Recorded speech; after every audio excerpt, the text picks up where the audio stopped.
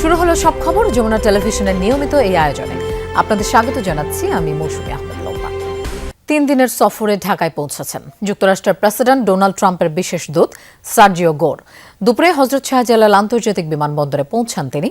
যুক্তরাষ্ট্রের দক্ষিণ ও মধ্য এশিয়া বিষয়ক বিশেষ দূত সার্জিও গোরকে স্বাগত জানান মার্কিন রাষ্ট্রদূত ব্রেন্টি ক্রিস্টেনসন।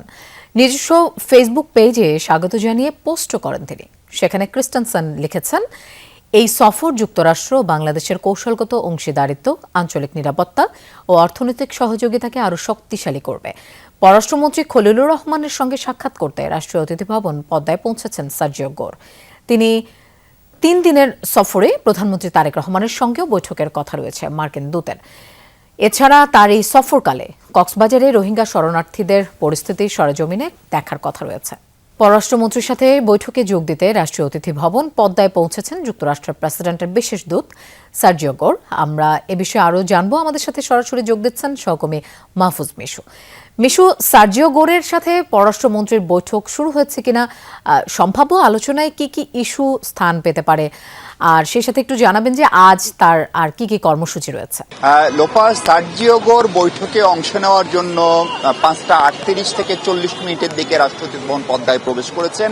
তার সঙ্গে ঢাকায় যিনি যুক্তরাষ্ট্রের রাষ্ট্রদূত তিনি ছিলেন। নিরাপত্তার বেশ বড় বহর, প্রায় 7-8টি গাড়ি নিয়ে তিনি প্রবেশ করেছেন এবং বৈঠকটি শুরুর নির্ধারিত সময় সন্ধ্যা 6:30টায় পররাষ্ট্রমন্ত্রীর সঙ্গে আনুষ্ঠানিক যে দ্বিপাক্ষিক বৈঠক, সেই বৈঠকটি অনুষ্ঠিত হওয়ার কথা। বাংলাদেশের পররাষ্ট্রমন্ত্রী ডক্টর খলিলুর রহমান সেই বৈঠকে অংশ নিতে এখানে আসবেন এবং এই বৈঠকের বিষয়াদির কথা যদি বলেন তাহলে 5 আগস্টের পরে, বিশেষ করে প্রধানমন্ত্রী তারেক রহমান দায়িত্ব নেওয়ার পরে মার্কিন যুক্তরাষ্ট্রের পক্ষ থেকে এটি কিন্তু ডোনাল্ড ট্রাম্প প্রশাসনের কর্তা ব্যক্তিদের মধ্যে তৃতীয় জন যিনি ঢাকা সফর করলেন। সেটির বার্তাটি হচ্ছে যে তার মানে বাংলাদেশের সঙ্গে যে যুক্তরাষ্ট্রের সম্পর্ক, সেই সম্পর্ককে যুক্তরাষ্ট্র বিশেষ গুরুত্ব দিচ্ছে। বিশেষ করে গণঅভ্যুত্থানের পরে একটি নতুন সরকার এবং এখন একটি নির্ধারিত মেয়াদের সরকার, এই সময়ে ঢাকা যুক্তরাষ্ট্র সম্পর্কের গতিপথ কি হবে এবং বিশেষ করে বাংলাদেশের যে কূটনীতি অন্যান্য দেশের সঙ্গে, সেই কূটনীতি কোনোভাবে ঢাকা ওয়াশিংটন সম্পর্ককে প্রভাবিত করছে কিনা এবং ইন্টারিম সরকারের আমলে যে বাণিজ্য চুক্তি, যেটি এআরটি নামে পরিচিত, সেই চুক্তির কোনো ব্যত্যয় ঘটছে কিনা, সেই চুক্তি বাস্তবায়নের ক্ষেত্রে চ্যালেঞ্জ কি, সেই সব বিষয় নিয়ে নিশ্চিতভাবেই আলোচনা হবে পররাষ্ট্রমন্ত্রীর সঙ্গে বৈঠকে। মনে রাখা ভালো, ডোনাল্ড ট্রাম্প প্রশাসনের পক্ষ থেকে সম্ভবত বাংলাদেশের ক্ষেত্রে আগ্রহের বড় জায়গা জুড়ে এখন ব্যবসা, বাণিজ্য, বিনিয়োগ, অর্থনৈতিক উন্নয়ন, সেটি সবচেয়ে বেশি গুরুত্ব পাচ্ছে। যেটা আমরা আগের যে সরকার, তাদের ক্ষেত্রে মানবাধিকার, সুশাসন, দুর্নীতি, সেসব বিষয়ে দেখতাম। ফলে মার্কিন যুক্তরাষ্ট্র তার পণ্য কিভাবে বাংলাদেশে বিক্রি করতে পারে, তার বিনিয়োগকারীরা কিভাবে এদেশের জ্বালানি খাত, শিল্প খাত এবং অন্যান্য খাতে ব্যবসা বাণিজ্য, বিনিয়োগ আরো বাড়াতে পারে, সেটি প্রধান আলোচ্য হবে। দিনের কর্মসূচি সম্পর্কে যদি বলি, যে দিনে এর পরের এই বৈঠকটির পরপরই বাংলাদেশের অর্থমন্ত্রী জনাব আমির খসরু মাহমুদ চৌধুরী সঙ্গে বাণিজ্য মন্ত্রী থাকার কথা, তাদের সঙ্গে তার একটি নৈশ ভোজ এবং বৈঠক হওয়ার কথা। সেই বৈঠক অবশ্যই পররাষ্ট্রমন্ত্রীও থাকবেন, যতদূর জানা গেছে বিদ্যুৎ মন্ত্রীও থাকতে পারেন, সেটি এখানে অনুষ্ঠিত হবে। এরপর আগামীকালকে তিনি কক্সবাজার রোহিঙ্গা ক্যাম্পে যাবেন এবং রোহিঙ্গাদের যে মানবিক সহায়তা, সেটির ক্ষেত্রে মার্কিন যুক্তরাষ্ট্র এখন সবচেয়ে বড় অংশীদার। এবং ফেরার দিন অর্থাৎ আগামী শনিবার প্রধানমন্ত্রী তারেক রহমানের সঙ্গে সাক্ষাৎ করে তিনি তার যে কর্মস্থল দিল্লিতে ফিরবেন। তিনি মূলত দিল্লিতে মার্কিন যুক্তরাষ্ট্রের রাষ্ট্রদূত এবং ডোনাল্ড ট্রাম্পের দক্ষিণ ও মধ্য এশিয়া বিষয়ক বিশেষ দূত যেহেতু। লোপা। মিশু, আপনাকে ধন্যবাদ আমাদের সাথে যোগ দেওয়ার জন্য। ভোল পাল্টে সবাই এখন জুলাই যোদ্ধা, তারাই সবচেয়ে বেশি অপকর্মে লিপ্ত। জুলাই শহীদ দিবসের আলোচনা সভায় এই মন্তব্য করেছেন স্থানীয় সরকার মন্ত্রী মির্জা ফখরুল ইসলাম আলমগীর। তিনি বলেন, সরকারের 5 মাস পেরোলেও ঘুষ অনিয়মের সংস্কৃতি রয়ে গেছে, প্রশাসনেও প্রত্যাশিত পরিবর্তন দেখছেন না, বললেন বিএনপি মহাসচিব। রাজধানীর তথ্য ভবনের অডিটোরিয়ামে জুলাই শহীদ দিবস স্মরণে ছিল প্রকাশনার মোড়ক উন্মোচন, আলোকচিত্র প্রদর্শনী ও আলোচনা সভার আয়োজন।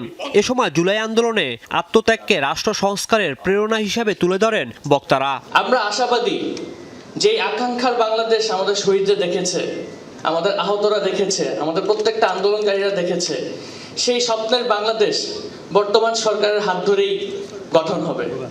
তথ্যমন্ত্রী বলেন, মুক্তিযুদ্ধের চেতনার মতো জুলাইকে নিজের স্বার্থে ব্যবহার করেছেন অনেকে।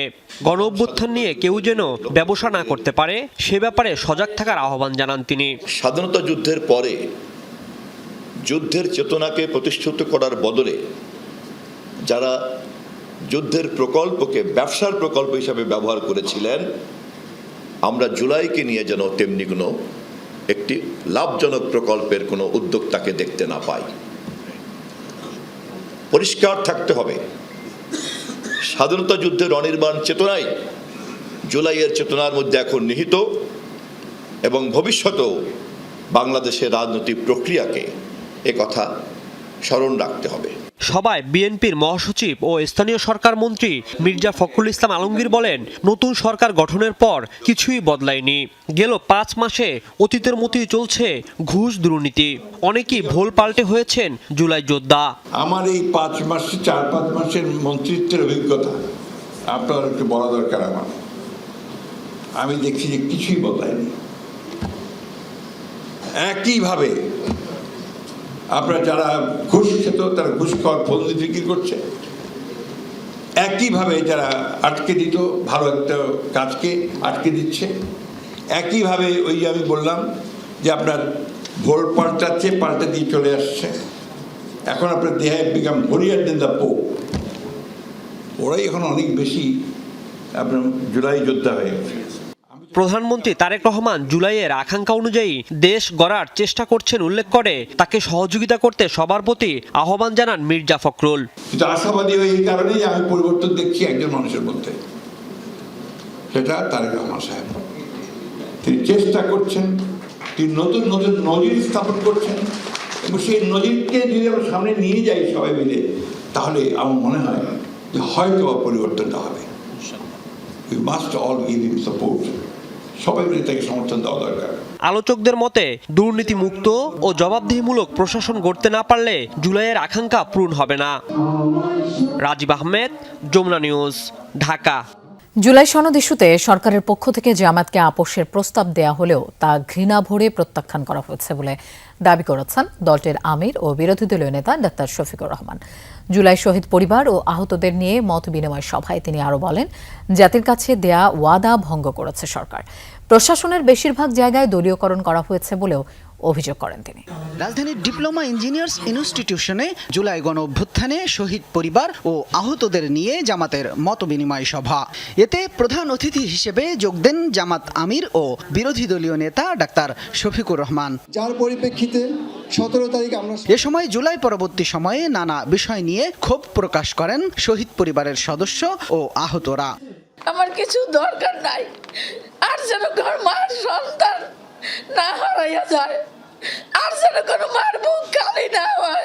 বিগত দিনের যে ইতিহাস, সেই ইতিহাস থেকে আপনারা শিক্ষা নিয়ে আগামী দিনে রাষ্ট্র পরিচালনা করবেন। যদি শিক্ষা না নেন, আগামী দিনে আপনাদেরও একই পরিণতি ভোগ করতে হবে। আমাদের জুলাই যোদ্ধারা আমাদের যখন তারা স্বাস্থ্য কার্ড নিয়ে হসপিটালগুলোতে যায়, তখন বলা হয় জুলাই আবার কি। অনুষ্ঠানে প্রধান অতিথির বক্তব্যে বিরোধী দলীয় নেতা শফিকুর রহমান বলেন, জুলাই সনদ এবং গণভোটের প্রশ্নে সরকারকে কোনো ছাড় দেয়া হবে না। আমাদেরকে আপোষের অনেক প্রস্তাব দেওয়া হয়েছে, অনেক লোভ টোপ বিভিন্নভাবে দেওয়া হয়েছে। আমরা এ পর্যন্ত এগুলা ঘৃণা ভরে প্রত্যাখ্যান করেছি এবং ইনশাআল্লাহ আমরা আশাবাদী, আমরা আস্থাশীল, গণভোটের গণরায় এই বাংলার জমিনে বাস্তবায়ন হবে ইনশাআল্লাহ।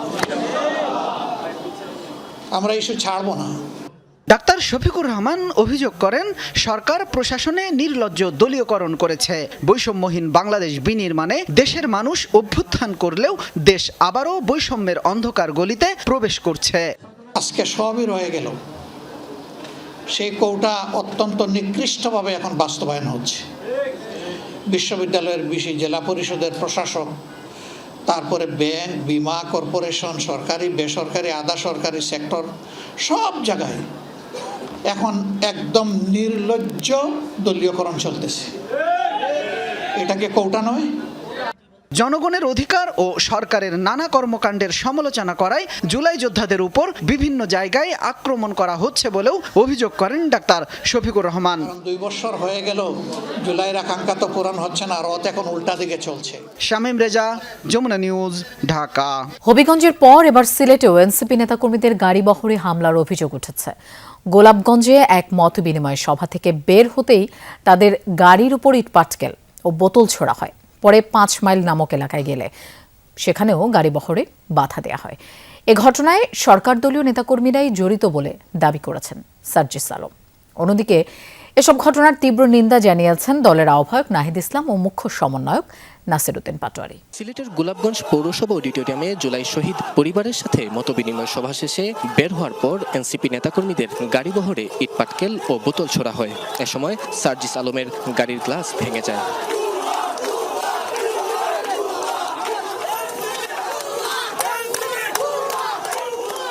এরপর উপজেলার 5 মাইল এলাকায় আবারও বাধার সম্মুখীন হন এনসিপির নেতাকর্মীরা। পরে কানাইঘাট না গিয়ে সিলেট সার্কিট হাউসে যান সার্জিস সহ দলটির নেতাকর্মীরা। হামলার জন্য বিএনপি নেতাকর্মীদের দায়ী করেন তারা। এখন বাংলাদেশের পুলিশ না, এটা হচ্ছে তারেক রহমানের পেটুয়া পুলিশ। এখানেও ওই পুলিশের ওই একই ভূমিকা। তাহলে তারেক রহমান বলুক সে আরেকটা একনায়কতন্ত্র কায়েম করবে, স্বৈরাচার কায়েম করবে এবং এখানে তার রাজত্ব কায়েম করতে চায় শেখ হাসিনার মতো। তাইলে আমরা আমাদের মতো আমরা পদক্ষেপ নিব, আমরা ব্যবস্থা নিব, আমরা আমাদের রাজনীতি ঠিক করবো যে কিভাবে রাজনীতি করা লাগে। এদিকে দুপুরে শাহজালাল বিজ্ঞান ও প্রযুক্তি বিশ্ববিদ্যালয়ে জুলাই স্মরণে আয়োজিত আলোচনা সভায় অংশ নেন নাহিদ ইসলাম সহ এনসিপির কেন্দ্রীয় নেতারা। সার্জিস আলমের গাড়িবহরে হামলার ঘটনায় ক্ষোভ জানান তারা। দোষারোপ করেন সরকারকে। সরকার সংস্কার চাচ্ছে না, সরকার কোনো ধরনের গণতান্ত্রিক পরিবর্তন করতে দিবে না এবং কোনো রাজনৈতিক শক্তি নতুন করে উত্থান ঘটুক সেটাও চাচ্ছে না। একইভাবে পুরনো কায়দা বিরোধী দলকে আক্রমণ করা হচ্ছে, হামলা করা হচ্ছে। খালেদা জিয়ার গাড়িবহরে যেভাবে সন্ত্রাসীরা হামলা করেছিল, একই কায়দায় কিন্তু তারা এখন আমাদের গাড়িবহরে হামলা করছে। আমাকে তো হামলা করা হয়, তারা একটা জাস্টিফিকেশন দিয়েছে যে আমি কথা বলি নাকি এই জন্য। আমি আজকে থেকে আর কোনো কথা বলবো না, চুপ থাকবো। পুরো বাংলাদেশে দেখি ওনারা কতটুকু বাড়তে পারে, কতটুকু যাইতে পারে, আমরা সেই মাত্রাটা দেখবো। এ ঘটনার পর বিকেলে পদযাত্রার পূর্ব নির্ধারিত কর্মসূচিতে যোগ দিতে কানাইঘাটের উদ্দেশ্যে রওনা দেন এনসিপি নেতারা। নাবিল হোসেন, যমুনা নিউজ, সিলেট। 2013 সালে শাপলা চত্বর হত্যাকাণ্ড মামলায় সাবেক মন্ত্রী আব্দুল লতিফ সিদ্দিকীকে গ্রেফতার দেখিয়ে কারাগারে পাঠিয়েছেন আন্তর্জাতিক অপরাধ ট্রাইব্যুনাল। তার বিরুদ্ধে হত্যাকাণ্ডের ষড়যন্ত্র ও পরিকল্পনার অভিযোগ এনে আনুষ্ঠানিক অভিযোগ দাখিল করেছে প্রসিকিউশন। এর আগে বুধবার তাকে গ্রেফতার করে ডিবি পুলিশ। ডিবির হাতে গ্রেফতারের পর বৃহস্পতিবার শাপলা চত্বর হত্যাকাণ্ড মামলায় ট্রাইব্যুনালে হাজির করা হয় সাবেক মন্ত্রী আব্দুল লতিফ সিদ্দিকীকে। আন্তর্জাতিক অপরাধ ট্রাইব্যুনাল 2-এ তাকে তোলা হলে গ্রেফতার দেখিয়ে কারাগারে পাঠানোর আদেশ দেন আদালত। পরে প্রসিকিউশন জানান, শাপলা চত্বরে হেফাজতে ইসলামীর মহাসমাবেশে হত্যাকাণ্ড চালাতে আওয়ামী লীগের দলীয় বৈঠকে উপস্থিত ছিলেন লতিফ সিদ্দিকী। তার বিরুদ্ধে ষড়যন্ত্র ও পরিকল্পনার সাথে জড়িত থাকার অভিযোগপত্র দেয়া হয়েছে। আওয়ামী লীগের সভানেত্রী ধানমন্ডির কার্যালয়ে পূর্ব পরিকল্পনা মোতাবেক তৎকালীন প্রভাবশালী নেতা এবং নীতি নির্ধারণ পর্যায়ে যারা ছিলেন তাদেরকে নিয়ে একটা বৈঠক করেন। আওয়ামী লীগের ওই সিদ্ধান্তে বলেছিল যে ঢাকা ছাড়ুন, না হলে ভবিষ্যতে ঘর থেকে বের হতে দেব না। তারই ফলশ্রুতিতে পরবর্তী 3টে বাহিনীর সমন্বয়ে ব্ল্যাক আউট করে এই নিরীহ নিরস্ত্র ছাত্র জনতার, মাদ্রাসা ছাত্র, তার সাথে দেশের যে আপামর জনতার একাংশ যোগ দিয়েছিল তাদেরকে গুলি করা হয়েছিল।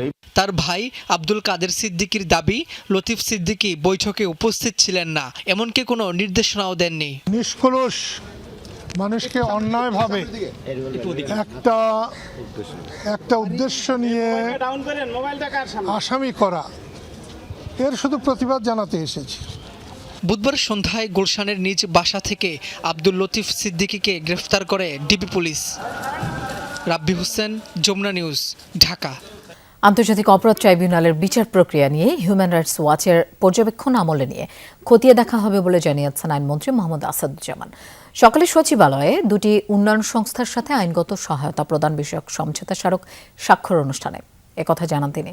শেখ হাসিনার দেশে ফিরে আত্মসমর্পণ প্রসঙ্গে আইনমন্ত্রী বলেন, সাবেক প্রধানমন্ত্রীর গ্রেফতার এবং বিচারের ক্ষেত্রেও আইনের ব্যত্যয় ঘটার সুযোগ নেই। হাসিনা সরকারের পতনের পর জুলাই গণহত্যার বিচারে শুরু হয় পুনর্গঠিত আন্তর্জাতিক অপরাধ ট্রাইব্যুনালের কার্যক্রম।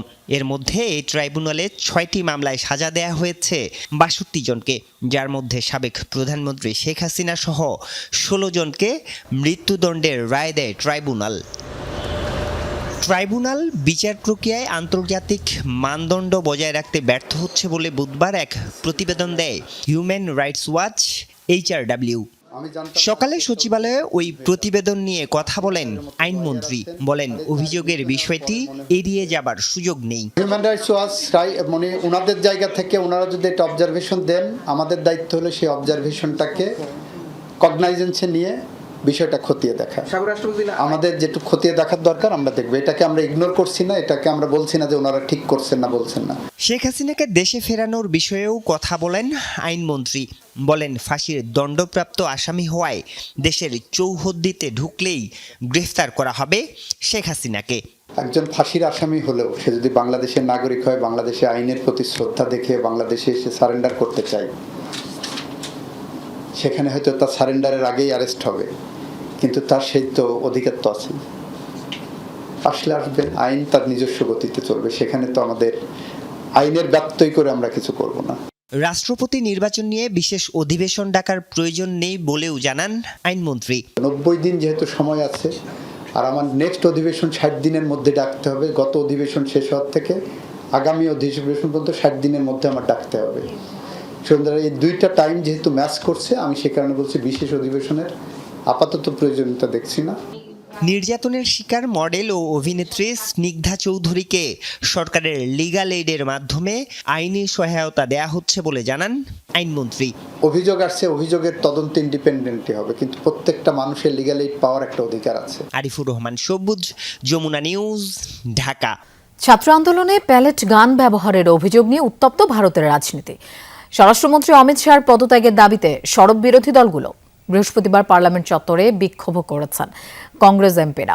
বুধবার সংবাদ সম্মেলনেও শিক্ষার্থীদের উপর পুলিশি নির্যাতনের নির্দেশদাতা হিসেবে সরাসরি অমিত শাহকে দায়ী করেছেন রাহুল গান্ধী। বিরোধী দলীয় নেতার বিরুদ্ধে প্রোপাগান্ডা ছড়ানোর অভিযোগ তুলে পাল্টা তোপ দাগাচ্ছেন বিজেপি নেতারা। স্বরাষ্ট্রমন্ত্রী অমিত শাহর পদত্যাগের দাবিতে পার্লামেন্ট চত্বরে কংগ্রেস এমপিদের বিক্ষোভ। বৃহস্পতিবার বর্ষাকালীন অধিবেশনের কার্যক্রম শুরুর আগে তাদের এই প্রতিবাদ কর্মসূচি। পুলিশের বিরুদ্ধে ছাত্র আন্দোলনে পেলেট গান ব্যবহারের অভিযোগ তুলে পার্লামেন্ট অধিবেশনেই বিজেপিকে তুলোধুনো করছে কংগ্রেস নেতারা। প্রশ্নভাস বিরোধী আইন নিয়ে বিতর্কের সময় রাহুল গান্ধী দাবি করেন সরাসরি অমিত শাহর নেতৃত্বেই এমন আগ্রাসী হয়েছিল পুলিশ। অধিবেশনের পর সংবাদ সম্মেলন ডেকেও স্বরাষ্ট্রমন্ত্রীর পদত্যাগ দাবি করেন তিনি। এখানে দুটি ঘটনা ঘটতে পারে, হয় তিনি প্যালেট গান দিয়ে গুলি চালানো, পেরেকযুক্ত লাঠি দিয়ে পেটানো এবং বৈদ্যুতিক লাঠি ব্যবহারের নির্দেশ দিয়েছিলেন, অথবা এসব যে ঘটছে তিনি জানতেনই না। যদি তিনি না জেনে থাকেন তবে তিনি অযোগ্য, আর যদি তিনি এগুলোর নির্দেশ দিয়ে থাকেন তবে তিনি অপরাধী। অমিত শাহকে নিয়ে রাহুলের মন্তব্যে চটেছে বিজেপি নেতৃত্বাধীন এনডিএ জোট। বিরোধী দলীয় নেতার বিরুদ্ধে প্রোপাগান্ডা ছড়ানোর অভিযোগ তুলে ক্ষমা চাওয়ার দাবি তাদের। রাহুল গান্ধী একজন ভুয়া গান্ধী, যার মধ্যে ন্যূনতম সততাও নেই। তিনি আমাদের মাননীয় স্বরাষ্ট্রমন্ত্রী সম্পর্কে নির্লজ্জ মিথ্যা বলেছেন। এটা স্পষ্ট যে বিশৃঙ্খলা সৃষ্টি করা এবং পার্লামেন্টের কার্যক্রম ব্যাহত করার পূর্ব পরিকল্পিত উদ্দেশ্য নিয়েই তিনি এসব করেছেন। রাহুল গান্ধীকে বিরোধী দলীয় নেতা না বলে অপপ্রচারকারী নেতা বলা উচিত। বিরোধী দল গঠনমূলক বিতর্ক চায় না, চায় বিশৃঙ্খলা। তাই তারা প্রধানমন্ত্রী ও স্বরাষ্ট্রমন্ত্রীকে নিয়ে নানা মন্তব্য করে চলেছে। এদিকে ক্ষমা চাওয়ার দাবি প্রত্যাখ্যান করেছেন রাহুল। পুলিশের মারধরের শিকার শিক্ষার্থীরা একদিন অবশ্যই ন্যায় বিচার পাবে এমন মন্তব্য করেছেন তিনি।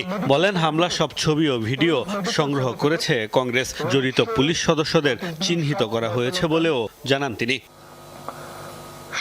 মোস্তফা মাহমুদ, যমুনা নিউজ। সমাজে আইনের শাসন থাকলে মানব পাচার প্রতিরোধ করা সম্ভব, এই মন্তব্য করেছেন প্রধানমন্ত্রীর রাজনৈতিক উপদেষ্টা রুহুল কবির রিজভী। বিশ্ব মানব পাচার বিরোধী দিবসে দুপুরে ঢাকা বিশ্ববিদ্যালয়ে আয়োজিত জাতীয় সেমিনারে বক্তব্য রাখেন রুহুল কবির রিজভী। তিনি আরও বলেন, সরকারের শক্ত আইনই পারে মানব পাচারে সংশ্লিষ্ট প্রতারক চক্রকে দমন করতে। তৃণমূল সহ পুরো জাতিকে শিক্ষিত করা জরুরি বলে মন্তব্য করেন রুহুল কবির রিজভী। এদিকে সমাজ কল্যাণ প্রতিমন্ত্রী ফারজানা শারমিন বলেন, মালয়েশিয়ায় শ্রমবাজারে দক্ষ মানব সম্পদ পাঠাতে কাজ করছে সরকার। রুল অফ ল থাকলে সমাজের মধ্যে মানব পাচার কম হতো না। আপনার উন্নত দেশগুলো যেখানে ডেমোক্রেসি বলবৎ আছে সেখানে তো আমরা মানব পাচারের কথা শুনি না। আমরা ইউরোপ বলি, উত্তর আমেরিকা বলি, অস্ট্রেলিয়া, নিউজিল্যান্ড বলি, যেসব দেশে রুল অফ ল আছে সেখানে কিন্তু মানব পাচার সম্ভব হয়নি।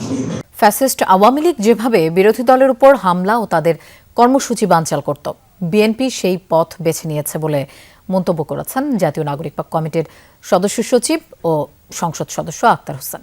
বিকেলে জাতীয় চক্ষু বিজ্ঞান ইনস্টিটিউট ও হাসপাতালে হবিগঞ্জে এনসিপির জুলাই পদযাত্রায় বিএনপির হামলায় চোখে আঘাতপ্রাপ্ত কিশোর আলিফকে দেখতে হাসপাতালে যান এনসিপি নেতারা। পরে সাংবাদিকদের সাথে আলাপকালে এসব কথা বলেন আক্তার হোসেন। এ সময় তিনি সরকারকে মারমুখী আচরণ থেকে সরে আসার দাবি জানিয়ে আলিফের চিকিৎসার দায়ভার গ্রহণ ও হামলাকারীদের অবিলম্বে গ্রেফতারের দাবি তুলে ধরেন। সেখানে এনসিপির মুখপাত্র আসিফ মাহমুদ বলেন, নাসিরুদ্দিন পাটোয়ারির বক্তব্য পছন্দ না হলে তার জবাব রড দিয়ে কেন দিতে হবে? কথার পিঠে কথা দিয়ে যুক্তি দেয়াই রাজনৈতিক সৌন্দর্য। সরকার রাজনৈতিক শিষ্টাচার ভুলে গিয়ে সন্ত্রাসের পথ বেছে নিয়েছে বলেও অভিযোগ করেন তিনি।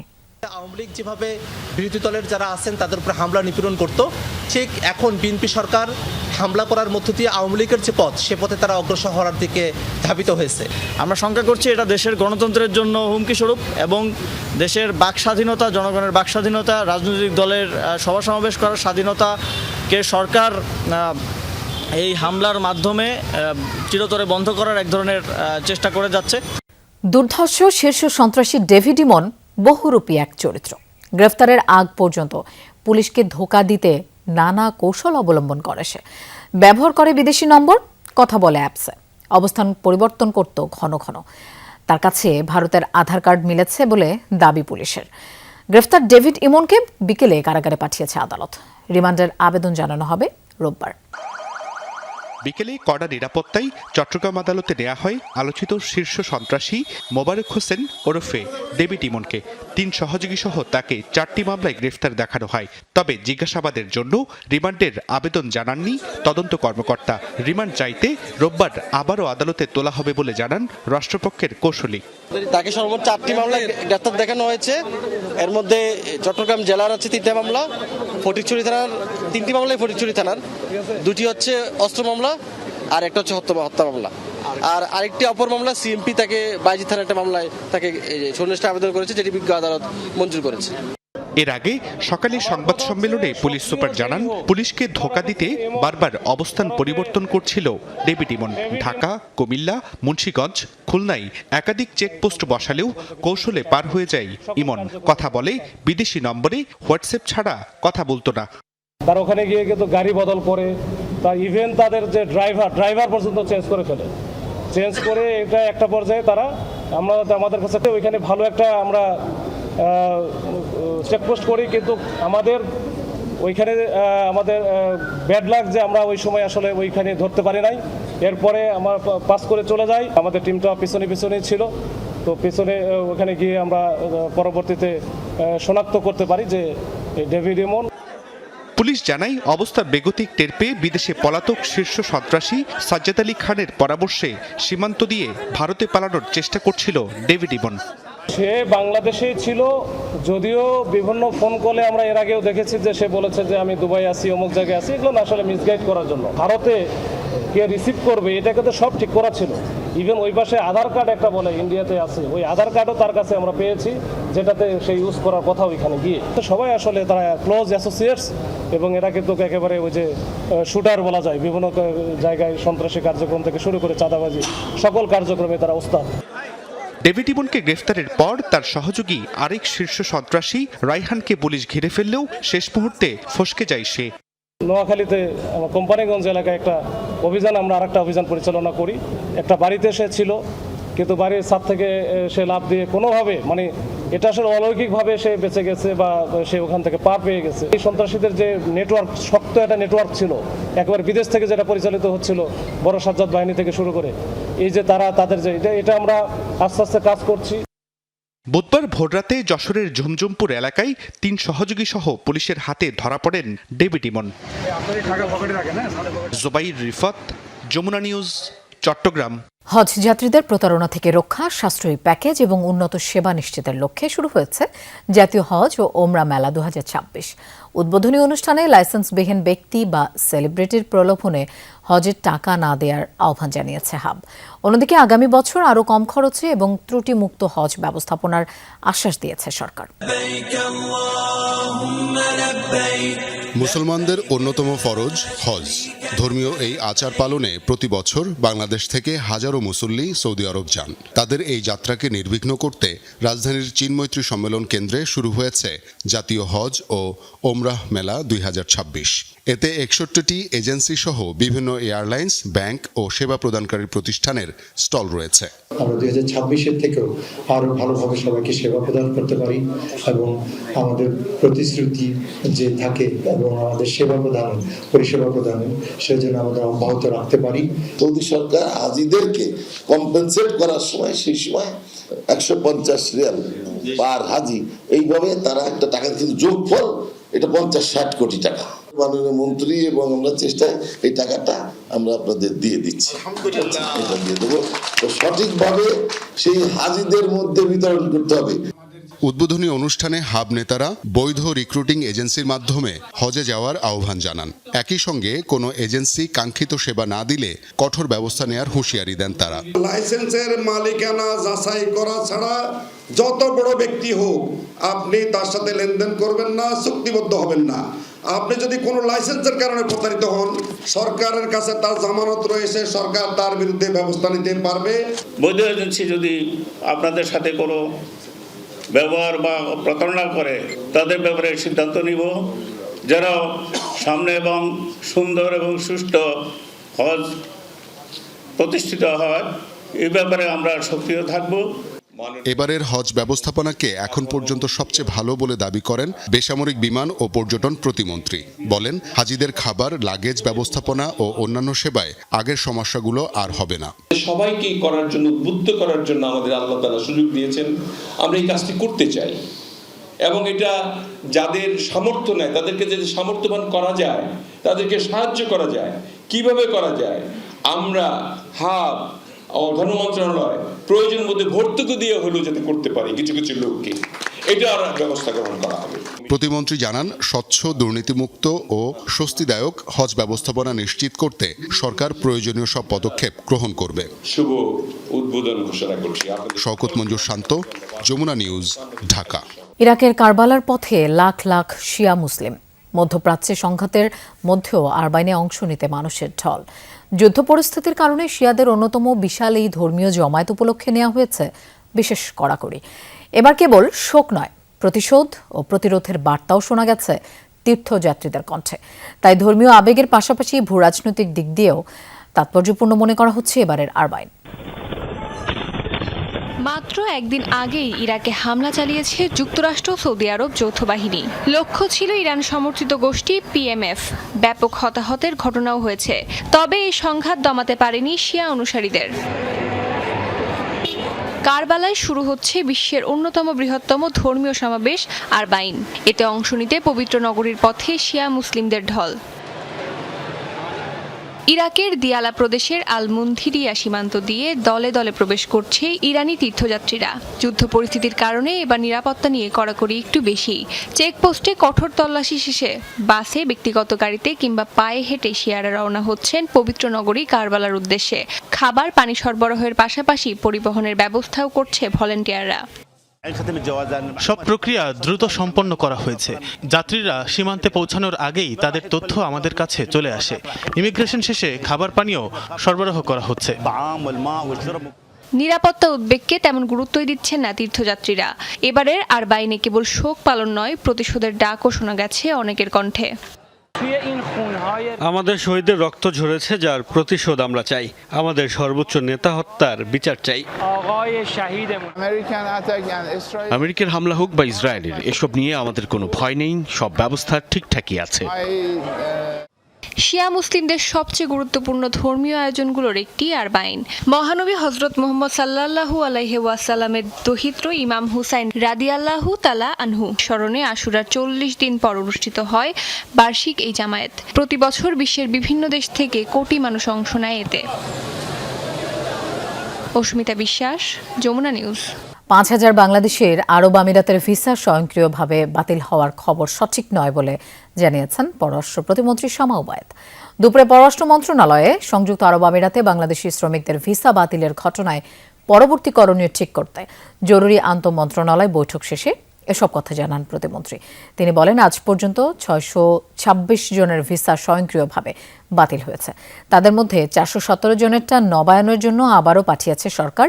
এ সময় প্রবাসী কল্যাণ প্রতিমন্ত্রী নুরুল হক নূর জানান, সংযুক্ত আরব আমিরাত থেকে দেশে এসে যাদের বিদ্যমান ভিসা বাতিল হয়ে গেছে তাদের সার্বিক তথ্য সংগ্রহ ও সহায়তা দিতে হটলাইন চালু করা হবে। সংযুক্ত আরব আমিরাতে কিছু বাংলাদেশি ভাইদের ভিসা ক্যান্সেল হচ্ছে বা অটো ক্যান্সেল হচ্ছে, সেগুলো 5,000 বা কিছু সংখ্যা বলা হয়েছে, যে সংখ্যাটা সঠিক নয়। আমাদের দূতাবাসের তথ্য অনুযায়ী 626 জনের ভিসা অটো ক্যান্সেল হয়েছে। দেশে এসে যাদের ভিসা ক্যান্সেল হয়েছে বা যারা এই ধরনের ভুক্তভোগী তাদেরকে সাপোর্ট করার জন্য এবং আরব আমিরাতেও সেখানে একটা হটলাইন বা জরুরি সেবার একটা লাইন ওপেন করা হবে। সরবরাহ ব্যবস্থার অদৃশ্য খরচ মূল্যস্ফীতি বাড়াচ্ছে। যদিও এটি নিছক চাঁদাবাজি নয়, বরং আড়ত কেন্দ্রিক অনেক প্রভাব কাজ করছে বাজারে। এমনই মন্তব্য করেছেন বাণিজ্য মন্ত্রী খন্দকার আব্দুল মুক্তাদির। সকালে সেন্টার ফর পলিসি ডায়ালগ সিপিডির সেমিনারে যোগদান তিনি জানান, কয়েকটি নিত্যপণ্যের সাপ্লাই চেইনে নজরদারি বাড়িয়েছে সরকার। অদ্ভুত বাজার ব্যবস্থায় দিন চলছে বাংলাদেশে। এখানে মূল্যস্ফীতির হিসাব শুধুই কাগজে কলমে, পণ্যের দাম মূলত বাড়ে কমে ব্যবসায়ীদের সিদ্ধান্তে। তাই অনেক খাবারের দর বিশ্ববাজারে কমলেও দেশে খরচ কমে না। পথে ঘাটে চাঁদাবাজি এখনও নিত্যদিনের ঘটনা। সবজি ও মাছ ঘিরে এসব বিতর্ক সবচেয়ে বেশি। সাপ্লাই চেইনে শৃঙ্খলা ফেরাতে করণীয় কি তা বিশ্লেষণে বৃহস্পতিবার সেমিনারের আয়োজন করে সিপিডি। গবেষকের দাবি, 10টি মূল পণ্যের 6টির খুচরা দামই আড়ত থেকে নিয়ন্ত্রণ হয়। চাল, ডাল, কাঁচামরিচ, পেঁয়াজ ও বেগুনের দাম বৃদ্ধির হার সবচেয়ে বেশি। অন্যদিকে ডিম, মুরগি, গরুর মাংস ও রুই মাছের দর বাড়ে ধীর গতিতে। পেঁয়াজের ক্ষেত্রে যারা আরবান আড়তদার আছেন তারা বড় মার্কেট অ্যাক্টর, কারণ তাদের কাছ থেকে সবচেয়ে বেশি রিটেলাররা সোর্স করেন। আলুর ক্ষেত্রে আমরা আরবান আড়তদাররা তাদের কাছ থেকে সবচেয়ে বেশি সোর্স করেন। তারপর যে কাঁচামরিচ রয়েছেন সেখানেও কিন্তু আমরা যদি আইডেন্টিফাই করি কারা সবচেয়ে বড় অ্যাক্টর, সেটাও কিন্তু আরবান আড়তদাররা। এ সময় কৃষি অর্থনীতিবিদরা বলেন, কোন পণ্য কি পরিমাণে উৎপাদন করতে হবে তার সঠিক তথ্য নেই কৃষকের হাতে। 3 বিঘা 5 বিঘা করে তার স্কেল অফ অপারেশনটাকে সে বড় বানাচ্ছে, আর যখনই স্কেল অফ অপারেশনটা বড় হচ্ছে তখন এই কস্ট অফ প্রোডাকশন এবং ইনভেস্টমেন্টের তার ইকোনমিক্স থেকে ডিফারেন্স চেঞ্জ হয়ে যাচ্ছে। দ্যাট ইজ ওয়ান অপশন, ওইখানে এক্সপান্ড করা যেতে পারে। ফুড গ্রেইন প্রোডাকশন প্রায় 5 কোটি টন এর মতো, তার 10% হলো অন্তত 50 লাখ টন গোদামে মজুদ রাখার মতো সুযোগ সৃষ্টি করা দরকার, তো সেটা হচ্ছে না। এ সময় বাণিজ্য মন্ত্রী বলেন, বিশ্বে যেখানে জিডিপির 10% লজিস্টিক ব্যয় হিসেবে বিবেচিত হয়, বাংলাদেশে এই খরচ প্রায় 16%। এটি কমানোর বিকল্প নেই। কেউ একজন বলেছেন চাঁদাবাজি, আমি এরকম র শব্দে না গিয়ে এটার একটু ডিফাইন্ড ওয়ার্ড দিই। আমি আনঅ্যাকাউন্টেড ফর এক্সপেন্স কমাতে হবে। এই কমানোর এই যে লাইনটা, এই লাইনগুলি ধরার জন্য আমরা অনেকগুলি আইটেমের উপরে ট্রেসেবিলিটি করতে যাচ্ছি, একটা ফর্মাল ট্রেসেবিলিটি। এই ট্রেসেবিলিটিগুলি যদি আমরা করে ফেলতে পারি তাহলে শুরু থেকে শেষ পর্যন্ত এই স্কোপটা আমরা আইডেন্টিফাই করতে পারবো যে কোন জায়গায় এই জিনিসটা হচ্ছে। কৃষিকে আরো বেশি রাষ্ট্রীয় সহায়তা ও প্রযুক্তি নির্ভর ব্যবস্থাপনায় আনার আশ্বাস দেন বাণিজ্য মন্ত্রী। পারচেজিং পাওয়ারটাকে ইরোড করে ফেলে। তৌহিদ হোসেন, যমুনা নিউজ, ঢাকা। সুপ্রিম কোর্টের অ্যাটর্নি জেনারেলের কার্যালয়ে 265 জনকে নিয়োগ দিয়ে প্রজ্ঞাপন জারি করেছে আইন মন্ত্রণালয়। পূর্বের সব ডেপুটি ও সহকারী অ্যাটর্নি জেনারেলের নিয়োগ বাতিল করে এই নতুন নিয়োগ কার্যকর করা হয়েছে। বিকেলে এই সংক্রান্ত প্রজ্ঞাপন জারি করা হয়। নিয়োগপ্রাপ্তদের মধ্যে 86 জন ডেপুটি অ্যাটর্নি জেনারেল এবং 179 জন সহকারী অ্যাটর্নি জেনারেল রয়েছেন। অবিলম্বে এই আদেশ কার্যকর হবে। এর আগে দেশে রাজনৈতিক পট পরিবর্তনের পর নতুন অ্যাটর্নি জেনারেল হিসেবে দায়িত্ব পান ব্যারিস্টার রুহুল কুদ্দুস কাজল। তার নিয়োগের পর সাবেক আইন কর্মকর্তারা একযোগে পদত্যাগ করলে পদগুলো শূন্য হয়, যা পূরণে এই নতুন প্রজ্ঞাপন জারি করা হলো। ক্যাশলেস লেনদেন বাড়াতে ক্ষুদ্র মার্চেন্ট থেকে চার্জ তুলে নেওয়া হবে, প্রয়োজনে ভর্তুকি দেবে সরকার। এজন্য তহবিল গঠন করা হচ্ছে বলে জানিয়েছেন গভর্নর। সকালে ব্র্যাক বিশ্ববিদ্যালয়ে শিক্ষার্থীদের সাথে মতবিনিময়ে এসব কথা বলেন তিনি। বলেন, ডিজিটাল লেনদেন সম্প্রসারণে ইন্টারনেট ছাড়াই ব্যাংক এবং মোবাইল ব্যাংকিং কোম্পানি অ্যাপস চালু রাখার বিষয়ে বিটিআরসির সাথে যৌথভাবে কাজ করছে বাংলাদেশ ব্যাংক। ক্যাশলেস সমাজ গঠনে সমন্বিত ডিজিটাল লেনদেন বাংলা কিউআর চালু করেছে বাংলাদেশ ব্যাংক, যা জুলাইয়ের শুরু থেকে বাধ্যতামূলক করেছে নিয়ন্ত্রক সংস্থা। ৫৬ টাকার ব্যবহার কমিয়ে আনাই এর মূল লক্ষ্য। তবে বাংলা কিউআরে মূল্য পরিশোধে ১% মাসুল দিতে হচ্ছে ব্যবসায়ীদের। এতে অ্যাপভিত্তিক লেনদেনে অনাগ্রহী হচ্ছেন অনেকে। ব্র্যাক বিশ্ববিদ্যালয়ে শিক্ষার্থীদের সাথে মতবিনিময় অনুষ্ঠানে বাংলাদেশ ব্যাংকের গভর্নর জানান, বাংলা কিউআর জনপ্রিয় করতে ক্ষুদ্র উদ্যোক্তাদের ক্ষেত্রে মাসুল তুলে নেওয়ার উদ্যোগ নিচ্ছেন তারা। এজন্য ১০০ কোটি টাকার প্রণোদনা তহবিল গঠন করা হচ্ছে বলেও জানান তিনি। আমরা এই পারফরমেন্সটা দেখার পরে আমরা নেক্সট ফেজে যাব প্রমোশনে। সো প্রমোশনে যখন যাব আমরা নিশ্চয়ই আশা করতে পারি ইন্ডিয়ার মতো আমরাও 0 MDR আমরা ট্রানজ্যাকশন করতে পারবো। এটা খুব একটা দেরি হবে না। এই প্রমোশনের জন্য একটা প্রাথমিক বাজেট আমরা গতকাল অ্যাপ্রুভ করেছি ১০০ কোটি টাকা। এই প্রমোশনের জন্য আমরা এই পারফরমেন্সের ফেজটা কমপ্লিট হলে প্রমোশনে যাব। দেন আমরা হয়তো আগামী বছর গিয়ে ফাইনাল প্রাইসিং যদি কিছু করতে হয় আমরা করব। গভর্নর বলেন, ব্যক্তির পাশাপাশি অপারেটরগুলোকেও অ্যাপভিত্তিক লেনদেনে উৎসাহিত করা হচ্ছে। এজন্য আগামী জুন থেকে অপারেটর পর্যায়ে তাৎক্ষণিক লেনদেন নিষ্পত্তির উদ্যোগ নেওয়া হচ্ছে। ইন্টারনেট ছাড়াই ব্যাংক এবং মোবাইল ব্যাংকিংয়ের অ্যাপস চালু রাখার বিষয়েও কাজ চলছে বলেও জানান তিনি। এবং পজিটিভ নিউজ হচ্ছে যে বিটিআরসি এমনিতে রাজি হয়েছে যে ব্যাংক এমএফএস এর অ্যাপসগুলো ইন্টারনেট পারচেজ করি, এর বাইরে থাকবে নেটওয়ার্কটা। অর্থাৎ কারো যদি কোনো মোবাইল ডেটা কেনা না থাকে, ওনারা এই অ্যাপসগুলো ব্যবহার করে কেনাকাটা করতে পারবেন। আমি আশা করছি যে আগামী খুব অল্প সময়ের মধ্যে এই সার্কুলারটা আসবে বিটিআরসি থেকে।